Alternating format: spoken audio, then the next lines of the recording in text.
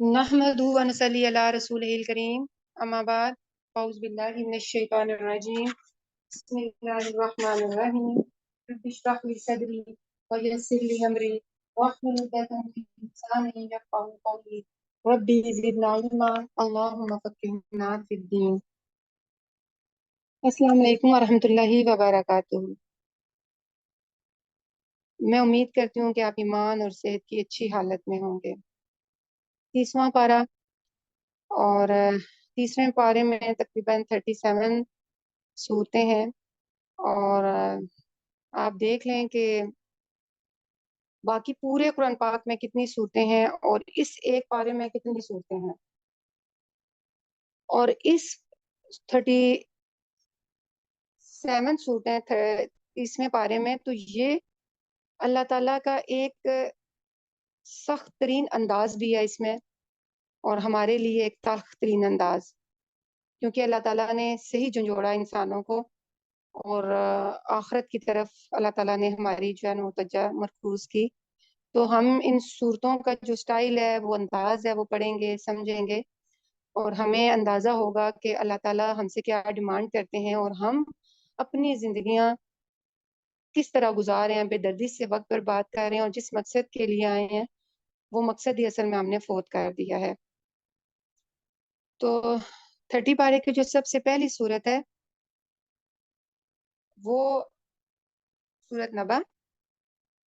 आज हम सूरत नबा के बारे में पढ़ेंगे और सूरत नबा के मायने होते हैं, खबर को कहा जाता है और इसके मायने है ऐसी खबर जिसमें झूठ शामिल ना हो। ठीक है, ऐसी खबर जिसमें झूठ शामिल ना हो, नहायत मुफीद खबर, इल्म से भरपूर और गलबा जन पे मुश्तमिल खबर। और यहाँ पे जिस खबर के बारे में बताया गया है वो खबर है क़यामत और आखिरत की खबर, और इस सूरत में सारी बहस क़यामत और आखिरत पे की गई है।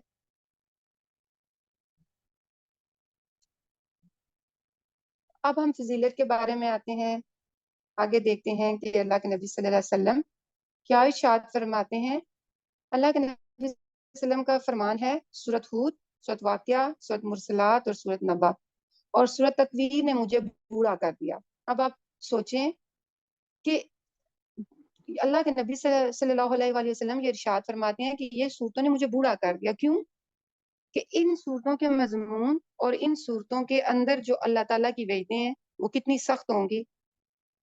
लेकिन ये वही सोचेगा और परेशानियां और टेंशन लेगा ना जो जो जिसने जिंदगी को वाकई एक संजीदा जिंदगी गुजारनी है और आखिरत की जवाबदेही और एहसास के साथ जिंदगी गुजारनी है, तो वही इन सूरतों को समझेगा कि इनके मजमून और इनके बयान में कितनी सख्त वईदें हैं कि अल्लाह के नबी सल्लल्लाहु अलैहि वसल्लम फरमा रहे हैं कि इन सूरतों ने मुझे बूढ़ा कर दिया।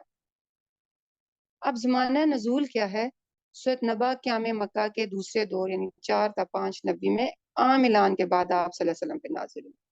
अब अगर हम नबी पाक सल्लल्लाहु अलैहि वसल्लम के दौर देखते हैं ना, तो नबी पाक सल्लम के जो दौर है वो दो दौर में तकसीम किया गया है। एक मक्की दौर है और एक मदनी दौर है, और सूरतों को भी इसी हिसाब से ही तकसीम अल्लाह ताला ने किया है कि मक्की दौर की सूरतें और मदनी दौर की सूरतें। कौन सी सूरतें मक्का में नाजिल हुई और कौन सी सूरतें मदीना में नाजिल हुई। अब मक्की दौर में भी इन दौर को 3 हिस्सों में तकसीम किया गया। बिल्कुल इब्तदाई दौर जिसको खुफिया दौर अल्लाह के नबी सल्लल्लाहु अलैहि वसल्लम ने खुफिया तबलीग की और इब्तदाई 3-4 सालों में, उसके बाद फिर अल्लाह के नबी सल्लल्लाहु अलैहि वसल्लम को आम ऐलान का हुक्म हुआ और फिर वो आम ऐलान में ये सूरतें उस टाइम नाजिल हुई। और फिर एक आखिरी दौर जब मक्का के बाहर जाके उन्होंने ताइफ और इसके अगले इलाकों में जाके अल्लाह के नबी सल्लल्लाहु अलैहि वसल्लम ने अल्लाह का पैगाम पहुंचाया था। तो ये बिल्कुल इब्तदाई दौर से थोड़ी सी आगे की है, ये जब आम ऐलान हुआ कि अब आम लोगों तक भी अल्लाह का दीन पहुंचा दिया जाए, तो उस दौर की सूरत नबा है। मौजू क्या है इस सूरत का, हम चलते हैं आगे देखते हैं कि मौजू है अल्लाह के साथ किसी को खुदाई में शरीक ना माना जाए। क्योंकि जो माशरे का एक ट्रेंड था, एक सोच बनी हुई थी ना, उसमें सबसे पहले ये है कि वो लोग शिरक करते थे और आखिरत के ऊपर उनका अकीदा बिल्कुल खत्म हो चुका था। वो या कुछ मिली जुली ख्यालात थे उनके, तो शिरक करते थे। अल्लाह को तो मानते थे لیکن اللہ کے ساتھ بھی بہت سے الہوں کو بھی مانتے تھے کہ خالی اللہ تعالیٰ کوئی کام نہیں کر سکتا، اس کو مدد کے لیے باقی الہوں کی ضرورت ہوتی ہے، اس لیے وہ باقی بتوں کو اور باقی الہوں کو بھی پوجتے تھے اور اللہ کے ساتھ شریک کرتے تھے۔ اس کے اوپر یہ سورت کا موضوع ہے۔ دوسرا موضوع ہے، یہ لوگ آپ صلی اللہ علیہ وسلم کو اپنا رسول نہیں مانتے تھے، تو اللہ نے تو آپ کو اپنا رسول مقرر کیا، تو یہ ان لوگوں کو حیرت ہوتی تھی کہ ایک انسان کیسے رسول ہو سکتا ہے جو 40 سال تک کم میں رہا اور اچانک اٹھ کے اس نے نبوت کا دعویٰ کر دیا۔ تو یہ تو رسول چلتا پھرتا ہے، کھاتا پیتا ہے، شادی کی ہے، بچے ہیں، یہ کیسے رسول ہو سکتا ہے؟ اس کے اوپر بحث ہے۔ اور تیسرا، دنیا ایک روز ختم ہو جائے گی، اس کے بعد ایک دوسرا عالم پیدا ہوگا، اس میں ہم نے اللہ کے سامنے جواب دہی ہونی ہے ہماری، لیکن یہ اس چیز کو نہیں مانتے تھے۔ کچھ ملے جلے خیالات تھے، کچھ لوگ کہتے تھے ہاں ہو سکتا ہے اٹھیں اور یہ ایک روحانی طریقہ سے اٹھنا ہو ہمارا جسم کے ساتھ میں، کچھ کہتے تھے ہم کسی اور وجود کے ساتھ، اور پھر اس طرح عیسائیت کا بھی کچھ اپنے ہی عقیدے تھے اور یہودیوں کے۔ اب آپ دیکھیں کہ اصل جو چیز ہے وہ اللہ تعالیٰ نے اس صورت میں کھول کے بتا دی ہے کہ عقیدہ تمہارے کیا ہونے چاہیے، اور جو مرکزی مضمون ہے نا اس صورت کا وہ ہے قیامت کے بارے میں اختلاف نہ کرو، یہ دن برحق ہے، کیونکہ اس دور میں یہ لوگ بہت زیادہ بحث و تکرار کرتے تھے قیامت کے بارے میں، یہ کیسے ممکن ہے کہ ایک ہم گل سڑ کے اڑیاں ہو جائیں گے، پھر ہم نئے سرے سے پیدا ہوں گے اور ہم اللہ کے سامنے جواب دیں گے، تو بڑی عجیب سی بات ہے۔ تو ہم دیکھتے ہیں کہ کچھ اس طرح کے ملے جلے عقائد ہم آج کے ہم اس دور میں بھی ہیں لوگوں کے، اور اتنے لوگ قرآن اور سنت سے دور ہو چکے ہیں اور آخرت کے عقیدے کو اتنا زیادہ فراموش کر چکے ہیں کہ آج ہم لوگ سنجیدگی کے ساتھ زندگی نہیں گزار رہے، غیر سنجیدہ طور پہ زندگی گزار رہے ہیں، آخرت کو مد نظر رکھے بغیر زندگی گزار رہے ہیں۔ ہم لوگوں کی سوچوں کا، ساری سوچیں کہاں جا کے ٹکتی ہیں؟ اس دنیا پہ، دنیا کی ہی کامیابی اصل کامیابی ہے، دنیا کی ناکامی اصل ناکامی ہے بس۔ اور آخرت کے بارے میں جو اصل سوچنے کی چیز ہے، جو اصل ٹینشن کی چیز ہے، جو اصل جس چیز کے بارے میں ہم نے واقعی فکر مند ہونا، اس سے ہم بالکل بے خبر ہیں۔ ہمیں اپنے بچوں کی پڑھائیوں کی فکر ہے، ان کی ڈگریوں کی فکر ہے، ان کے اچھے مستقبل کی فکر ہے، ان کے مال کی فکر ہے، ان کے ہر چیز کی فکر کریں گے، مگر ان کی آخرت کی فکر نہیں کریں گے کہ ہمارے بچوں نے کل اللہ کو جواب دینا ہے۔ تو اس انداز سے زندگی گزاری جائے کہ وہ اس دنیا میں بھی کامیاب ہو سکیں اور آخرت میں بھی کامیاب ہو سکیں۔ بہت افسوس کے ساتھ کہنا پڑتا ہے کہ آج ہم مسلمان ہونے کے باوجود بھی ہمارا آخرت پہ عقیدہ بہت کمزور ہو چکا ہے۔ میں اس دن بچے کو، یہ شام کو بچے بھی آتے ہیں پڑھنے کے لیے، ان کو پڑھا رہی تھی، تو انہوں نے کہا آنٹی یہ کیسے ہو سکتا ہے کہ ہم ہڈیاں ہو جائیں قبر میں اور کوئی اٹھ جائے؟ تو میں نے کہا یہ مسلمانوں کے بچے ہیں، کتنی محنت کی ضرورت ہے ہمیں اپنے عقائد درست کرنے کو۔ اس ٹائم میں ہل گئی اپنی جگہ سے کہ آج مسلمانوں کے بچوں کا یہ حال ہے کہ ان کو آخرت کے عقیدے پہ اتنا کمزور عقیدہ ہے کہ ایک ایک قبر میں اگر ہڈیاں ہیں تو ہڈیاں کیسے جڑیں گی؟ یہی تاثرات کچھ اس دور کے لوگوں کے بھی تھے، اور جو دکھ اور جس درد سے میں یہ پارا کروا رہی ہوں یہی ہے کہ آخرت کا عقیدہ، کاش ہمارے اندر آخرت کا عقیدہ پختہ ہو جائے اور ہمارے اعمال کی اصلاح ہو جائے اور اللہ تعالیٰ ہم سے سب کچھ قبول کر لیں اور ہماری ساری سوچوں اور محور اور فکریں اور جو پریورٹیز ہیں وہ ساری کی ساری آخرت پہ ہوں، تو ہماری دنیا بھی سنور جائے گی اور ہماری آخرت بھی سنور جائے گی۔ لیکن افسوس صد افسوس کہ آج ہمیں اس چیز کی فکر ہے، ہر چیز کی ٹینشن ہے، لیکن جس چیز کی ٹینشن ہونی چاہیے اس کی نہیں ہے۔ آگے کی بڑی خبر، آگے کی چیز کے بارے میں جو ہم نے فیس کرنا ہے، جو بہت بڑی ایک خطرناک چیز کو ہم نے فیس کرنا ہے، اس سے بالکل لا علم ہے، اور اسی لا علمی میں زندگی گزارتے ہیں، اور اسی لا علمی میں موت آ جاتی ہے، اور اسی لا علمی میں قبر اور پھر حشر اور پھر انجام۔ جس کو جینا نہیں آیا نا اس کو مرنا نہیں آیا۔ ہم نے پہلے جینا سیکھنا ہے کہ اللہ تعالیٰ ہمیں جینا کیسے سکھاتے ہیں۔ اگر جینا آ گیا اس کی مرنا بھی اس کے لیے آسان، اور مرنا بھی اس کو سمجھ آ جائے گا کہ میں نے مرنا کیسے ہے۔ تو یہی تو سب سے بڑا المیہ ہے۔ آج ہم مسلمان ہونے کے باوجود ہم ان چیزوں سے دور ہیں، اور یہ قرآن ہمیں جینا سکھاتا ہے، اور یہ قرآن ہماری دنیا اور آخرت کی ایک بہترین کامیابی ہے۔ اور اگر اس کو آپ واقعی اس کی ڈیپتھ میں چلے جائیں گے، اس کے ساتھ جڑ جائیں گے، اس کو سمجھیں گے، تو آپ خود سوچیں گے کہ یہ ایک مذہبی کتاب نہیں ہے، جسے دلوں کو، یہ تو دلوں کو اطمینان دیتی دیتے ہیں، کیونکہ اللہ کا ذکر تو دلوں کو اطمینان دیتا ہے، اس کے ساتھ ساتھ یہ ہماری دنیا بھی سنوارے گی، ہماری آخرت بھی سنوارے گی۔ تو چلے آگے چلتے ہیں ہم اپنے چیپٹر کی طرف۔ نظم جلی صورت کا کیا ہے؟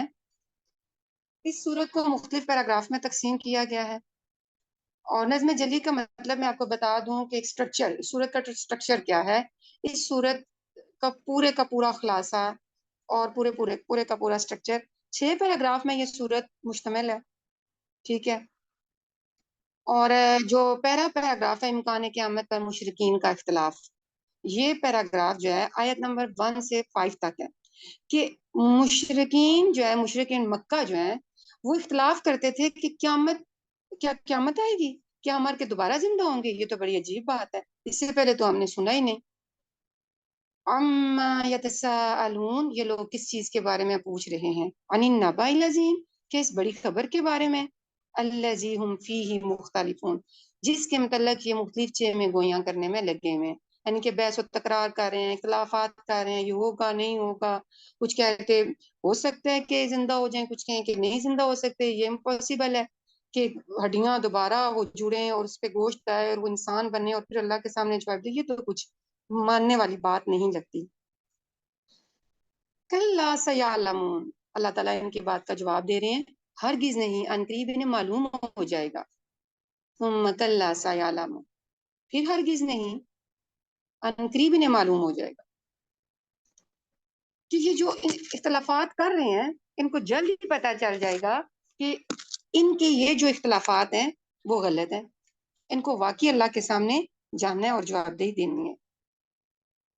کہ جو اگلا پیراگراف ہے اس میں اسباب ربوبیت اور امکان آخرت پر ہے کہ اللہ تعالیٰ، اسباب ربوبیت کا مطلب ہوتا ہے کہ جو رب ہے ہمارا، خالق ہے، مالک ہے، وہ اتنی چیزیں جو ابھی ان آیات میں آئیں گی، میں پڑھ کے بھی بتاؤں گی، کر سکتا ہے، تو وہ قیامت کیوں نہیں برپا کر سکتا؟ اس کے لیے کیا مشکل ہے قیامت برپا کرنا اور تمہیں دوبارہ زندہ کرنا، اور پھر تم نے اپنے جو کیے ہوئے کام ہے دنیا میں اس پہ جواب دہی دو گے، تو اللہ کے لیے کچھ مشکل نہیں ہے۔ الم نجعل الارض مہادا، اللہ تعالیٰ ان سے پوچھ رہے ہیں کیا یہ واقعہ نہیں ہے کہ ہم نے زمین کو فرش بنایا، والجبال اوتادا، اور پہاڑوں کو میخوں کی طرح گاڑ دیا، وخلقناکم ازواجا، اور تمہیں مرد اور عورتوں کے جوڑوں کی شکل میں پیدا کیا ہے، کہ انسان ایک ہے اور اس کی 2 قسم کی قسمیں ہیں، ایک مرد کی قسم اور ایک عورت کی قسم، تو تمہیں جوڑوں کی شکل میں نے بنا دیا۔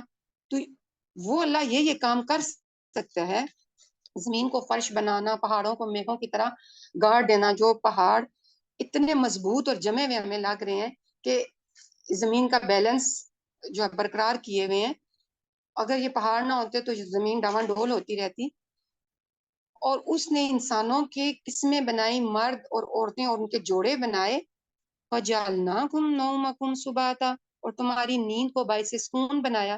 اب نیند جو ہے، اب ایک نیند کو ہی دیکھ لیں، اللہ کی ہم کون کون سی نعمت کو جٹلائیں اور اللہ تعالیٰ کی کس کس نعمت پہ شکر گزاری کریں، اس کے اندر ہی جو چیزیں پوشیدہ ہیں اس سے بھی ہمیں واقفیت نہیں، کیونکہ ہم نے ہر چیز فطرت سے ہٹا دی ہے نا، جو چیز ہم نے فطرت سے ہٹا دی اب اپنا نقصان کیا ہوا ہے، جو چیز اللہ نے فطرت کے تحت پیدا کی ہم نے اس کو چھوڑ کے غیر فطری طریقے اپنا لیے، ہر ایک چیز میں ہم نے غیر فطری طریقے اپنائے ہیں۔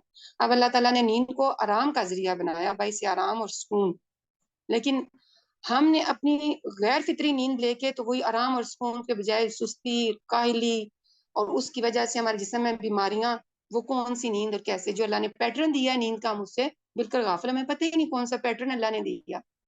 اللہ نے پیٹرن کے طور پہ اپنے نبی صلی اللہ علیہ وسلم کو بھیجا، اور ہر زندگی گزارنے کا ہر طریقہ، ہر ڈنگ، ہر پیٹرن اللہ کے نبی صلی اللہ علیہ وسلم نے ہمیں سکھایا۔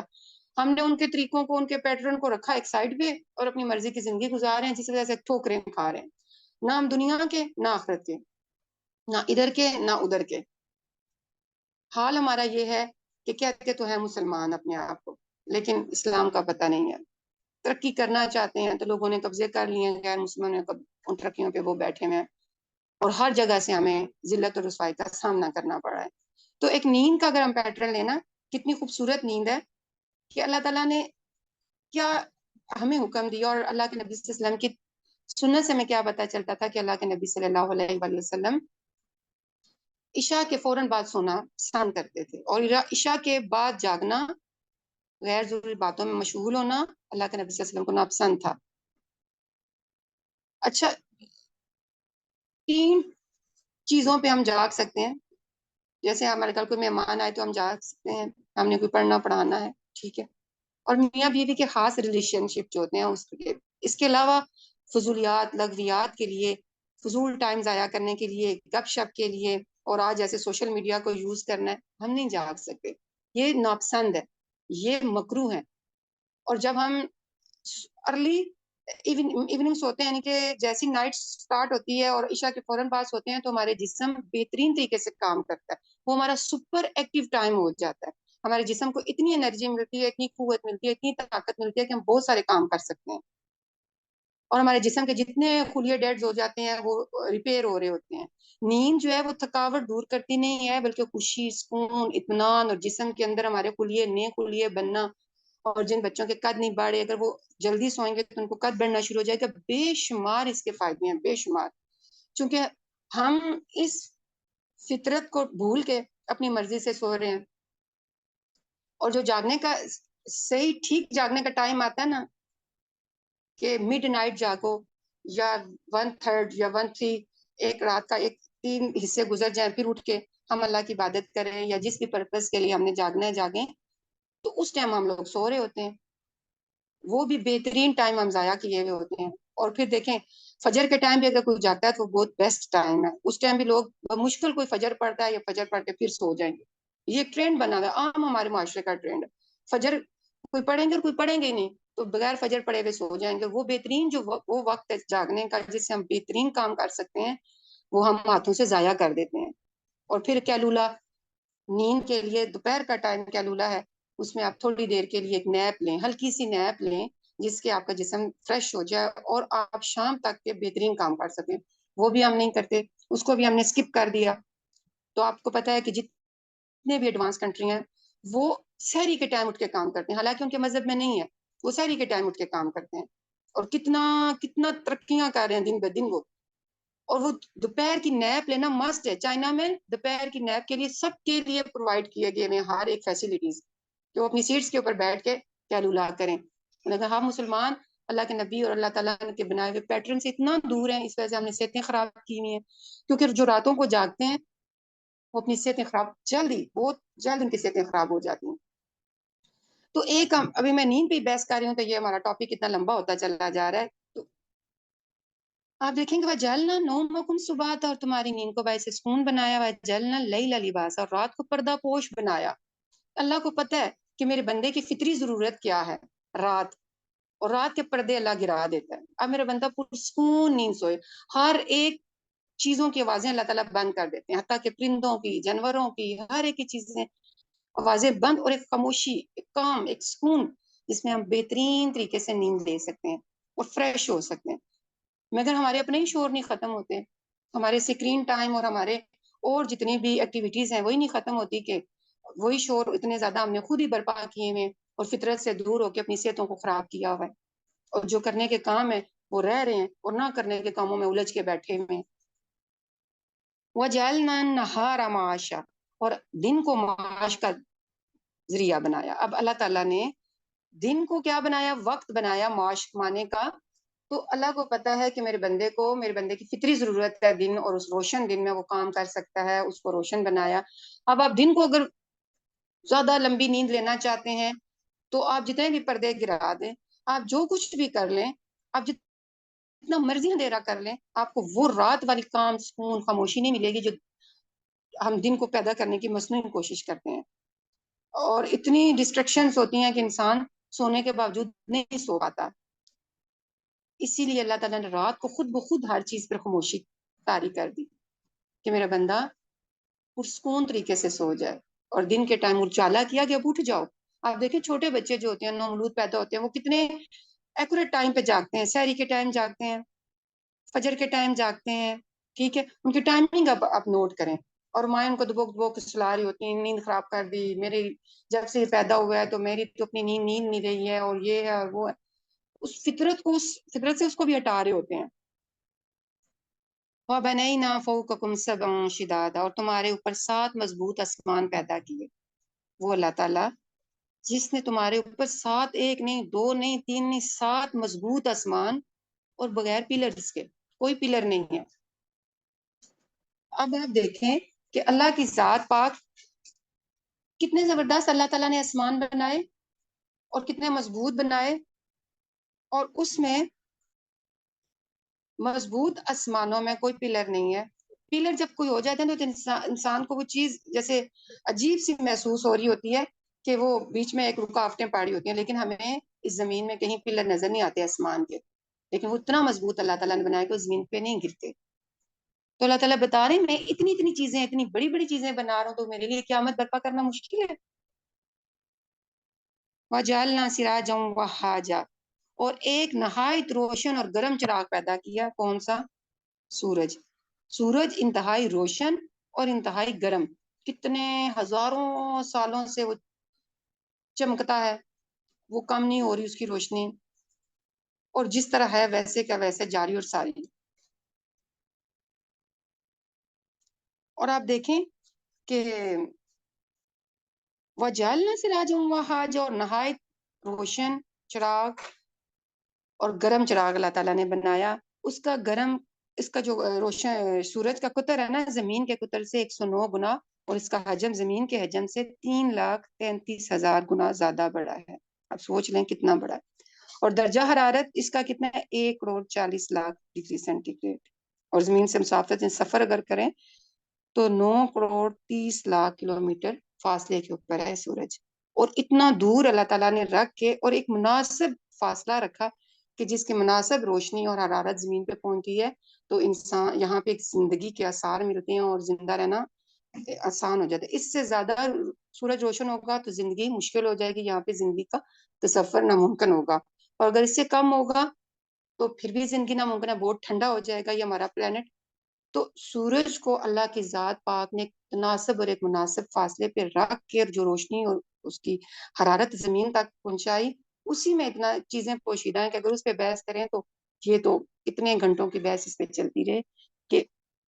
اور اس کے اندر کیسی کیسی شعائیں ہیں اور کون سی زہریلی شعائیں ہیں جو اللہ کی ذات پاک نے وہی ہماری اوزان طے سے ٹکرا کے تو واپس چلی جاتی ہیں، اور فائدے والی شعائیں نیچے آتی ہیں جس سے ہمارے درختوں میں اور ہمارے پودوں میں پھل بنتے ہیں، اور وہ انسان اور باقی جانوروں کی خوراک کا ذریعہ بنتے ہیں. تو ایک سورج کے اندر دیکھیں کہ اس کی مسافت مناسب رکھ کے اللہ تعالیٰ نے کیا کیا فائدے انسان کو، بنی نوع کو پہنچائے. لیکن انسان اللہ سے اتنا دور ہے، اللہ سے اتنا غافل ہے، کوئی شکر نہیں، کوئی اس کی بات ماننے کے لیے دل راضی نہیں. وَأَنزَلْنَا مِنَ الْمُعْصِرَاتِ مَاءً ثَجَّاجًا، اور بادلوں سے لگاتار بارش برسائی. اب دیکھیں یہ جتنی بھی کائنات کی چیزیں ایک دوسرے سے جڑی ہوئی ہیں، ایک دوسرے سے ربط ہے ان کا. اب ایک مناسب فاصلے پہ سورج رکھا، اس کی حرارت اتنی ہے کہ اس کی حرارت سے جتنے بھی پانی ہے سمندروں کے، دریاؤں کے، وہ بخارات بن کے اٹھتے ہیں اور وہ بادل بنتے ہیں.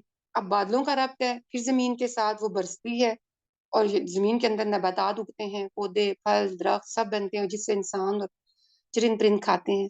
اور وہی پھر انسان کی بھی خوراک کا ذریعہ بنتا ہے. انسان بھی دیکھیں کہ اگر بارش نہ ہو تو انسان لوگوں کی کیا حالت ہو، اور قحط سالی پڑ جائے، زندہ رہنا مشکل ہو جائے. تو کیسے اللہ تعالیٰ نے پوری کائنات کی ایک چیز کو دوسرے سے جوڑا ہوا ہے، دوسری کو تیسری کے ساتھ جوڑا ہوا ہے، ربط.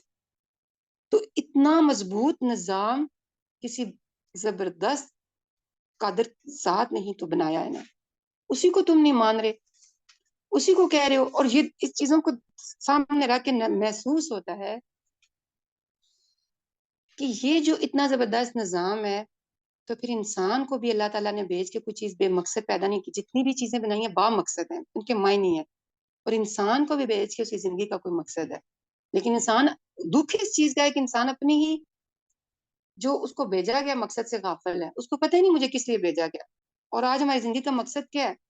کیونکہ ہماری زندگی قرآن اور سنت سے ہٹی ہوئی ہے نا، اور نہ ہمیں قرآن کا پتہ ہے اس میں کیا ہے، نہ اللہ کے نبی صلی اللہ علیہ وسلم کے بارے میں جانتے ہیں، نہ سیرت کا پتہ ہے. اس کا الٹیمیٹلی رزلٹ یہ نکلا ہے کہ ہم نے دنیا کو فرسٹ پرائرٹی بنا لیا، آخرت کو بھولتے جا رہے ہیں. آج آخرت کی جوابدہی کے احساس کو بھولتے جا رہے ہیں، اور جتنی بھی ہماری اہمیت ہے سب سے پہلے دنیا کی طرف ہے. کہ دنیا کیا ہے، اسی کا جینا یہی جینا ہے، اسی کا مرنا یہی مرنا ہے۔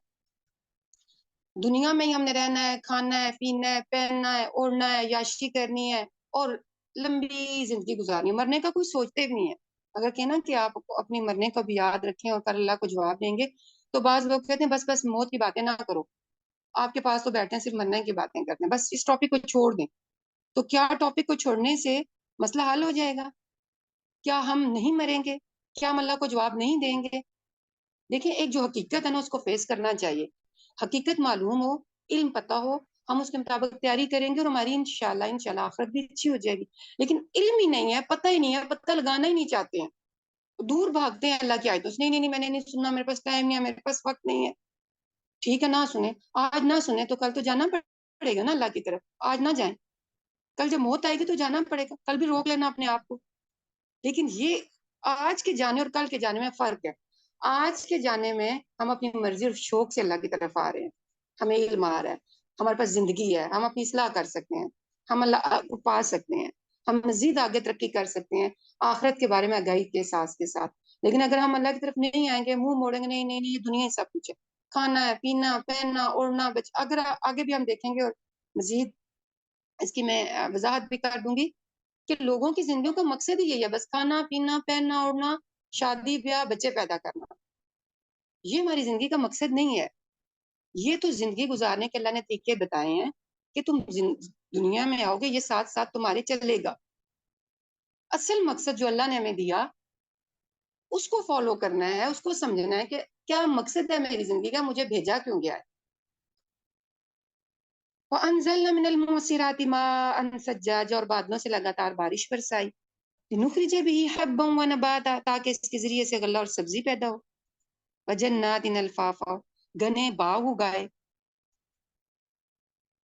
پھر اگلی پیراگراف میں، پیراگراف تیسرے میں ہم دیکھتے ہیں کہ قیامت کے منظر کے بارے میں، آیت نمبر 20۔ اب دیکھیں آیت نمبر 17 سے آیت نمبر 20 تک ہے۔ ان یوم الفصل کان میقاتا، بے شک فیصلے کا دن ایک مقرر وقت ہے، ایک وقت جو قیامت کا فیصلہ ہے نا، اللہ تعالیٰ کو پتہ ہے کب ہے، اس نے آنا ہے اور اسی ٹائم آنا ہے، نہ ایک لمحہ آگے ہوگی نہ ایک لمحہ پیچھے ہوگا، نہ کسی کے چلانے سے، نہ کسی سے التجا کرنے سے وہ ٹل سکے گی یا چلی جائے، نہیں، جو اللہ نے وقت مقرر کیا اس پہ آئے گی۔ یوم ينفخ في الصور فتأتون افواجا، اور جس روز سور میں پھونک ماری جائے گی اور تم فوج در فوج نکل کھڑے ہو، بگل، جب رشتہ بگل بجائے گا، وہ ہاتھ میں لیے انتظار کر رہا ہے کہ کب اللہ تعالیٰ مجھے آرڈر دیں اور میں بجاؤں، وہ اتنا الرٹ ہے۔ اور آج ہمارے حال ہے ہم غافل، جس نے صرف بگل بجانا ہے وہ اتنا الرٹ ہے کہ جیسی آرڈر آئے تو میں اوبے کروں، اور ہمارا حال، جس نے فیس کرنا ہے، جس نے جواب دینا ہے، جس نے اپنی پوری زندگی کے اللہ تعالیٰ کے سامنے حساب دینا ہے، ہم آخرت کی زندگی سے بے فکر، بر مزے سے زندگی گزار رہے ہیں، انجوائے کر رہے ہیں، کوئی پتہ کو نہیں کیا اس رب کے آگے جواب دینا ہے، اور اس نے ہمارے ایک ایک لمحے کا حساب لینا ہے، ہمارے اعمال کا حساب لینا ہے، ہمارے وقت کا حساب لینا ہے، ہمارے پیسوں کا، ہماری کمائی کا، ہماری جوانی کا۔ 5 سوال جو پوچھے جائیں گے نا قیامت کے بارے میں، تو دیکھیں وہ کتنا انسان کو ہلا دیتے ہیں۔ اور 3 سوال قبر میں پوچھے جائیں گے، ٹوٹل ملا کے 8 سوال پوچھے جائیں۔ کیا اس کی ہم نے کبھی تیاری کی ہے؟ کیا کبھی جانا ہے کہ کیونکہ جس بندے کی موت آئی اس کی قیامت سغریٰ شروع ہو گئی، اب وہ انتظار نہیں کرے، ہم کہتے ہیں نا بہت دور ہے، وہ بھی بڑے مرنا بڑے دور پڑا ہوا ہے۔ کیونکہ جب ہم چھوٹے ہوتے تھے ہم کیا سوچتے تھے، وہ ہم بڑے ہوں گے، جوان ہوں گے، پھر جا کے کہیں مریں گے۔ اب جوان ہو گئے، اچھا اب جوان ہو گئے، اب 1.5 عمر میں، اور پھر بوڑھے ہوں گے، پھر جا کے مریں گے۔ جو 1.5 عمر کے ہیں، نہیں ابھی تو ہم نے بھی بڑا زندہ رہنا ہے، جب بوڑھے ہوں گے بہت زیادہ تو پھر آگے جا کے مرے۔ تو موت تو نہ کسی بچے کو دیکھا، نہ کسی بڑے کو دیکھا، نہ چھوٹے کو، نہ بڑے کو، جس کا وقت آ گیا وہ آن پہنچتی ہے اور ساتھ لے کے جاتی ہے۔ یہ ہے کہ ہم نے تیاری کتنی کی، ہر ٹائم ہم نے یہ سوچنا ہے کہ ہم اپنے رب کے کتنے قریب ہوئے، شیطان سے کتنے دور ہوئے، اللہ کی کتنی بات مانی، آج میں نے دن میں کیا کمایا جو میں اپنے رب کے حضور پیش کر سکوں، کتنے استغفار کیے، میں نے کسی کا دل تو نہیں دکھایا، کسی کے ساتھ زیادتی تو نہیں کی، کیونکہ یہ دنیا مومن کے لیے قید خانہ ہے، کافر کے لیے یہ دنیا جو ہے نا جنت ہے، کیونکہ اس نے اپنے مزے سے لائف انجوائے کرنی ہے، اس نے کسی کا احساس نہیں کرنا، کسی کے پرواہ نہیں، اس کو جوابدہی کا احساس ہی نہیں ہے، اس لیے اس کے لیے تو یہ مزے کی جگہ ہے۔ لیکن مومن ہر چیز میں سوچتا ہے، سوچ سوچ کے چلتا ہے، سوچ سوچ کے بولتا ہے، اس کو پتا ہے کہ میں نے اللہ کو جواب دینا ہے، میں نے بندوں کے دکھ دل آزاری نہیں کر سکتی، میں نے اللہ کے ہاں ہر چیز کا حساب دینا ہے، تو وہ پھونک پھونک کے قدم رکھتا ہے۔ اور مومن تو چھوٹے سے چھوٹے گناہ کو بھی نا پہاڑ کی طرح سمجھتا ہے، اور جو اس کے برعکس ہوتے ہیں وہ بڑے سے بڑا گناہ کر کے بھی جیسے ناک کے اوپر مکھی بیٹھی ہے اتنا سے سمجھے اچھا کچھ نہیں ہوا، کیا ہوا، وہ اللہ بڑا غفور الرحیم ہے، معاف کر دے گا۔ تو غفور الرحیم ہونے کا مقصد یہ نہیں ہے کہ اللہ اس طرح معاف کر دے گا، بلکہ اللہ تعالیٰ کا یہ عین غفور الرحیم ہے کہ اس نے قیامت رکھی اور اس نے حساب کتاب کا دن رکھا کہ میرے بندو تم اچھے کام کرو گے تو تمہیں یہ صلہ دوں گا، اور برے کام کر کے آئے ہو تو پھر تمہارا ٹھکانہ بھی جہنم ہے۔ اور جس رسول میں پھونک مار دی جائے گی اور تم فوج در فوج نکل آؤ گے، وفتحت السماء فکانت ابوابا، اور آسمان کھول دیا جائے گا حتیٰ کہ دروازے ہی دروازے بند کر رہ جائے، اتنا مضبوط سا آسمان۔ پیچھے ہم نے دیکھا کہ آسمان کتنے مضبوط، 7 آسمان اور اتنے مضبوط، اور یہاں پہ کیا بتایا جا رہا ہے، قیامت والے دن دراڑیں دراڑیں ہو جائیں گی، کمزور ہو جائے گا، ٹوٹنا شروع ہو جائے گا۔ تو دراڑیں کس میں پڑتی ہیں، کمزور چیز میں پڑتی ہیں نا، اتنا کمزور ہو جائے گا اور وہ دروازے دروازے ہو جائے گا۔ وسیرت جبال فکانت سرابا، اور پہاڑ چلائے جائیں گے یہاں تک کہ وہ سیراب ہو جائیں گے۔ دیکھیں آج جو ہمیں پہاڑ اتنے مضبوط جمے ہوئے نظر آتے ہیں تو وہ کیا ہے،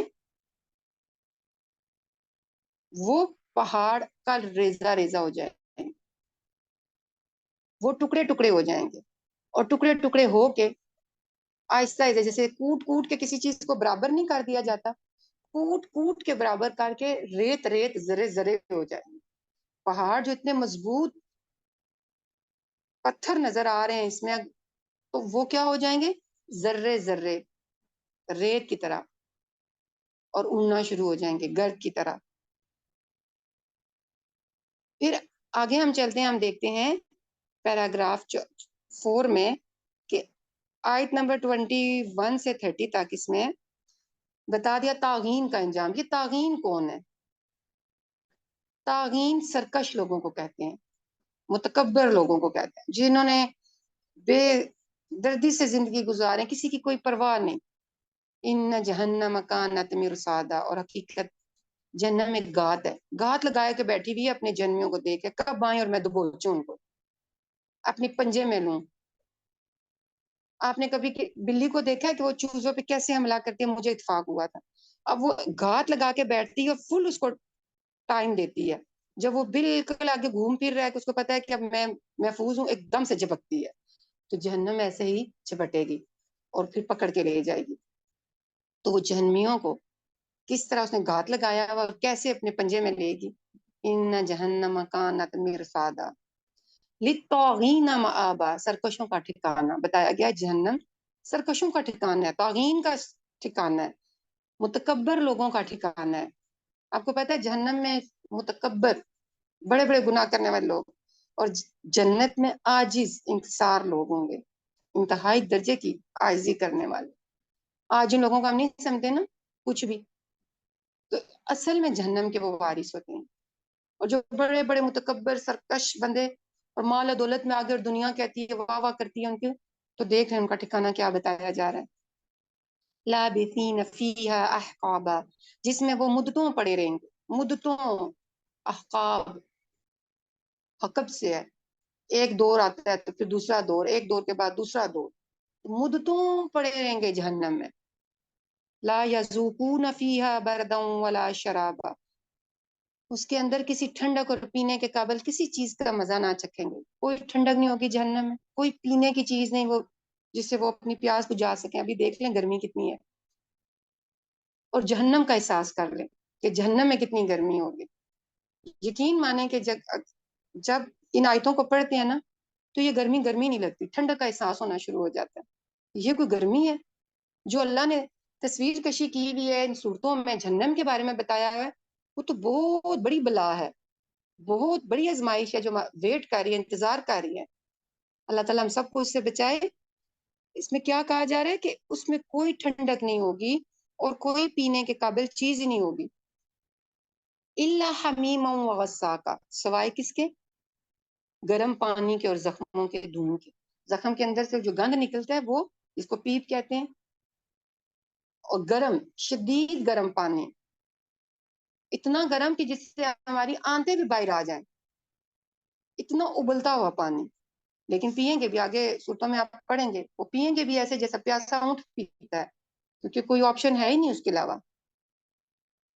استغفر جزاء وفاقا، ان کے کرتوتوں کا بھرپور بدلہ. یہ جو دنیا میں سرکشی کرتے ہیں نا، دیکھ لیں انجام کیسا ہوگا. متکبر بنتے ہیں، میری اس نے بےزتی کر دی، میری یہ کر دی، میں یہ میں کچھ نہیں ہے. اس میں کو اپنے اندر سے ختم کر دیں. میں ختم ہو جائے گی، سارے معاملے درست ہو جائیں. میں کچھ نہیں ہوں، میں کیا ہوں؟ ایک حقیر چیز، ایک حقیر بندہ جو ایک اتنے گندے پانی سے پیدا ہوا ہے، اس نطفے سے پیدا ہوئے ہیں، اور جانا کہاں ہے؟ مٹی میں. اور ہونا کیا ہے؟ مٹی کے ساتھ مٹی ملنا. پھر میں کس چیز کی؟ پھر میں کیا ہوں؟ متکبر انسان میں کے چکروں میں اپنا سب کچھ دنیا آخرت میں برباد کر دیتا ہے. اور اگر اپنی پیدائش پہ غور کرے کہ وہ کیا تھا اور سخت جھگڑالو بن گیا. انہم کانوا لا یرجون حسابا، اور وہ کسی حساب کی توقع نہ رکھتے ہوں. وَكَذَّبُوا بِآيَاتِنَا كِذَّابًا، اور ہماری آیات کو انہوں نے بالکل جھٹلا دیا. یعنی کہ اللہ کی آیاتیں آتی تھیں اور جھٹلا دیا. اب جھٹلانے میں دو معنی آ جاتے ہیں. ایک یہ کہ صاف کہہ دینا ہم نہیں مانتے، اور دوسرا یہ کہ سنی انسنی کر دینا. دیکھیں جو آیتیں ہمارے سامنے چلتی ہیں اور ہم اس کو سنی انسنی کر دیتے، وہ جھٹلانے کے معنوں میں آ جاتا ہے. کیونکہ اللہ کے نبی صلی اللہ علیہ وسلم بھی قیامت کے دن شکایت لگائیں گے نا ہماری، کہ اللہ میری امت نے اس قرآن کو چھوڑ دیا. چھوڑنے میں کیا آتا ہے؟ مہجورہ، قرآن کو چھوڑ دیا، پیٹ پیچھے ڈال دیا، پڑھا ہی نہیں، سمجھا ہی نہیں، یا پڑھ کے بلا دیا، یا اس کے حکموں کو پڑھا سمجھا عمل نہیں کیا. یہ سارے معنی آ جاتے ہیں. تو جھٹلانے میں یہ بھی آتا ہے کہ آئینہ. آج آپ دیکھیں کتنا بڑا المیہ ہے، لوگوں کو قرآن کی طرف بلائیں تو آتے ہی نہیں ہے. دنیا جہان کی چیزوں کی طرف آئیں گے، فضولیات کی طرف آئیں گے، لغویات کی طرف آئیں گے، انٹرٹینمنٹ کی طرف آئیں گے، لیکن ایک اللہ کی کتاب کی طرف نہیں آئیں گے جو ان کی دنیا اور آخرت دونوں سنوارنے والی ہے. دیکھیں ہمارے بچے اگر ان کے کوئی فائدے کی چیز ہے کہ پیپر دو، پاس ہو گئے، نہیں آتے، ہم ٹینشن لیتے ہیں نا. کیا ہمیں ٹینشن ہے اس چیز کی کہ ہم بھی اللہ کی کتاب کی طرف آئیں، لوگوں کو بھی اس طرح بلائیں اور ان کو بھی کھینچ کھینچ کے گھروں سے نکالیں؟ کل بہت برا انجام ہونے والا ہے. آ جاؤ، نکل آؤ اس قرآن کی طرف، آ جاؤ، جڑ جاؤ اس کی طرف. یہ تمہاری دنیا سنوارے گا، یہ تمہاری آخرت سنوارے گا. اور ہم جس اس قرآن میں ہماری کامیابی ہے، اس سے بھاگتے ہیں دور، کوسوں دور بھاگتے ہیں. ہمارے پاس ٹائم نہیں ہے، ٹائم نہیں ہے، میرا پروجیکٹ ہے، میں نے اس کو کام کرنا ہے، میں نے یہ کرنا ہے، میں نے وہ، اس کے لیے میرے پاس ٹائم نہیں ہے، سوری میں نہیں آ سکتی. لیکن کیا اس طرح کرنے سے ہماری دنیا اور آخرت سنور جائے گی؟ کیا ہم جہنم سے بچ جائیں گے؟ کیا اللہ کے سامنے جوابدہی کے احساس سے بچ جائیں گے؟ ایسا نہیں ہوگا، بلکہ جو اللہ تعالیٰ بیان کریں ٹھیک ایسا ہی ہوگا. انہم کانوا لا یرجون حسابا، وہ کسی حساب کی توقع ہی نہ رکھتے تھے. ان کو پتہ ہی تھا دنیا کی زندگی یہی ہے، دنیا کی زندگی میری زندگی اور دنیا کا جینا ہی جینا ہے. وہ اسی کی خوشی کے لیے جیتے تھے اور اسی کے لیے سب کچھ کرتے تھے. ان کو حساب کی توقع ہی نہیں تھی، مرنا اور آگے جواب دینا ہے. اس لیے وہ ظلم زیادتی کرے، دوسروں پہ کو حق ماریں، دوسروں کے ساتھ ناجائز کریں. لیکن وہ ان کو پتہ ہے ہم نے کون سا مرنا ہے اور اللہ کو جواب دینا ہے، جو ہم اپنی اصلاح کریں. یہ جو آخرت کا احساس ہے نا، انسان کو بالکل ٹھیک رکھتا ہے، درست رکھتا ہے، اس کو آگے پیچھے نہیں ہلنے دیتا، ٹیڑھا نہیں ہونے دیتا. وَكَذَّبُوا بِآيَاتِنَا كِذَّابًا، اور ہماری آیات کو انہوں نے بالکل جھٹلا دیا تھا. وَكُلَّ شَيْءٍ أَحْصَيْنَاهُ كِتَابًا، اور حال یہ تھا کہ ہم نے ہر چیز گن گن کر لکھ رکھی تھی. فَذُوقُوا فَلَن نَّزِيدَكُمْ إِلَّا عَذَابًا، اب چکھو مزہ، ہم تمہارے لیے عذاب کے سوا کسی چیز میں ہرگز اضافہ نہ کریں گے. اللہ تعالیٰ ارشاد فرما رہے ہیں کہ اب عذاب چکھو، اب اس عذاب میں اضافہ ہی ہوگا اور کسی چیز کا اضافہ نہیں ہوگا. تمہارے ٹھنڈک کا، سکون کا، ریلیکسیشن کا، کوئی تمہیں تھوڑی دیر کے لیے چھٹی مل جائے یا تمہیں ویکینڈ پہ چھٹی مل جائے، نہیں. یہ عذاب دن بدن بڑھے گا. کہتے ہیں نا کہ اچھا وہ جلدیں جل جل کے انسان عادی ہو جائے گا اور پھر اس کو عذاب کا پتہ ہی نہیں چلے گا، اس لیے وہ مدتوں جہنم میں پڑے گا. ایسا نہیں ہوگا. عذاب ساتھ ساتھ اس کی شدت بڑھتی چلی جائے گی. اس کو احساس کرنے کی جتنی بھی شدت، ساتھ ساتھ عذاب کے اللہ تعالیٰ وہ بھی ساتھ ساتھ بڑھاتے چلے جائیں گے۔ پھر 5ویں پیراگراف میں ہم دیکھتے ہیں کہ یہ 31 سے 37 تک ہے، اور متقین کا اس میں انجام بتایا گیا۔ پیچھے ہم نے توہین کا انجام پڑھا نا پچھلے پیراگراف میں، اس پیراگراف میں متقین کا انجام ہے، جو اللہ سے ڈرنے والے ہیں، جو تقوی اختیار کرتے ہیں، جو پرہیزگاری کی زندگی گزارتے ہیں، وہ ڈر ڈر کے پھونک پھونک کے قدم رکھتے ہیں۔ ان کو پتہ ہے میں نے مالک کو جواب دینا ہے، میں رب کو کیا جواب دوں، میں زندگی میں زیادتی کروں گا تو میں نے کل اللہ کو جواب دینا ہے۔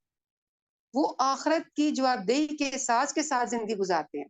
وہ ہر لمحہ ہر ایک کام سوچنے کرنے سے پہلے سوچتے ہیں کہ اس میں مجھے آخرت میں کیا اجر ملے گا، اللہ کے سامنے بھی یہ کام پسندیدہ ہے یا نہیں ہے۔ ان للمتقین مفازا، یقیناً متقیوں کے لیے کامرانی کا ایک مقام ہے، ان کے وہ کامیاب ہیں۔ حدائق وعنابا، باغ اور انگور، وقوائب اترابا، اور 9 خیز ہم سن لڑکیاں، ہم عمر لڑکیاں، وکأس دہاقا، اور چھلکتے ہوئے جام، لا یسمعون فیہا لغوا ولا کذابا، وہاں کوئی لغو اور جھوٹی بات نہ سنیں گے۔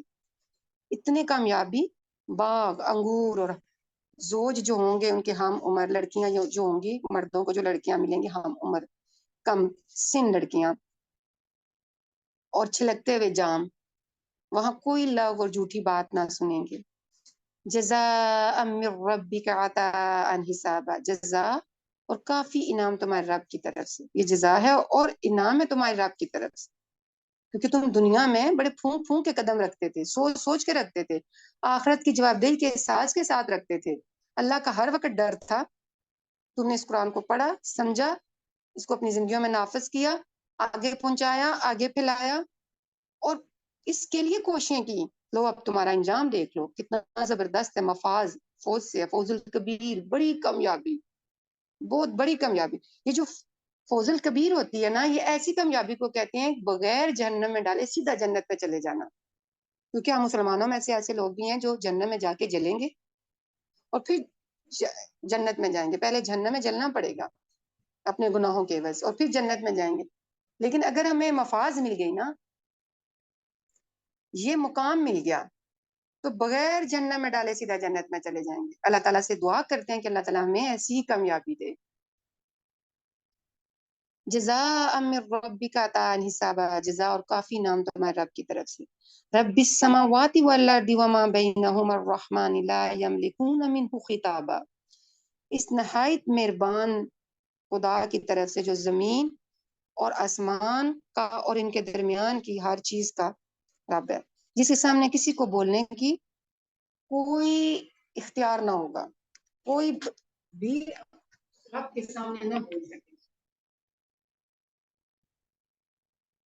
اور چھٹا اور آخری پیراگراف اس صورت کا، اللہ کا اختیار اور شفاعت باطلہ۔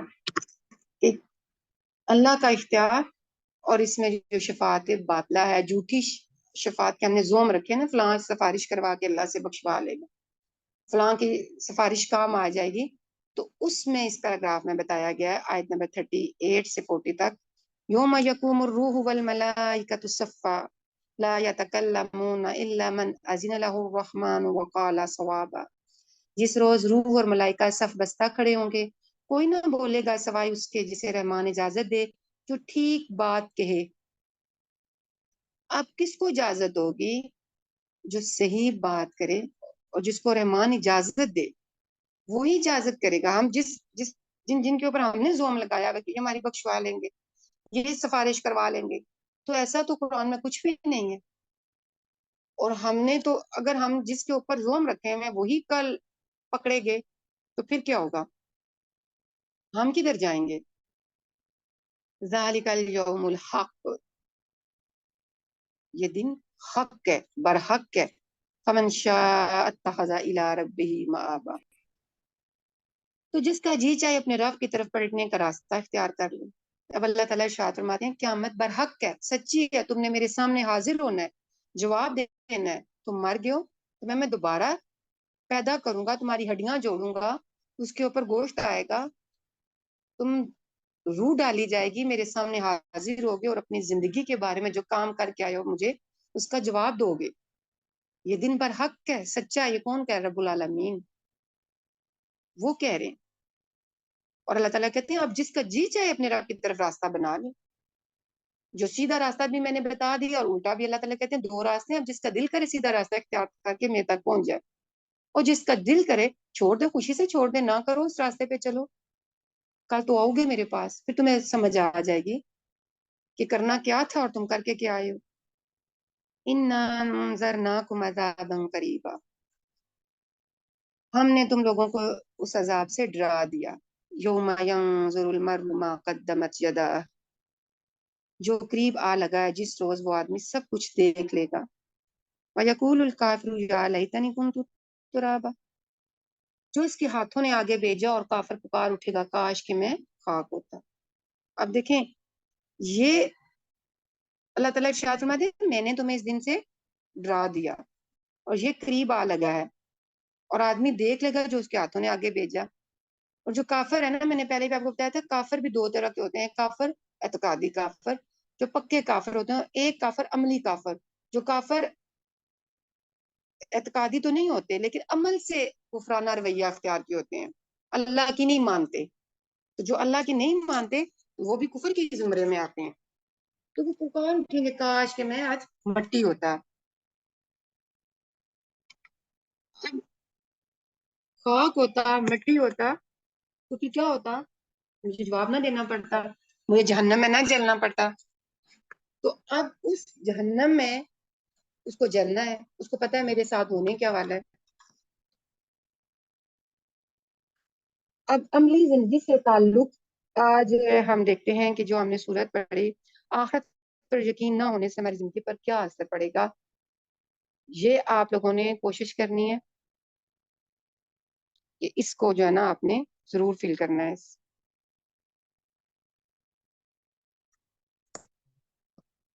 سبحانک اللہم و بحمدک, نشہد ان لا الہ الا انت, نستغفرک ونتوب الیک.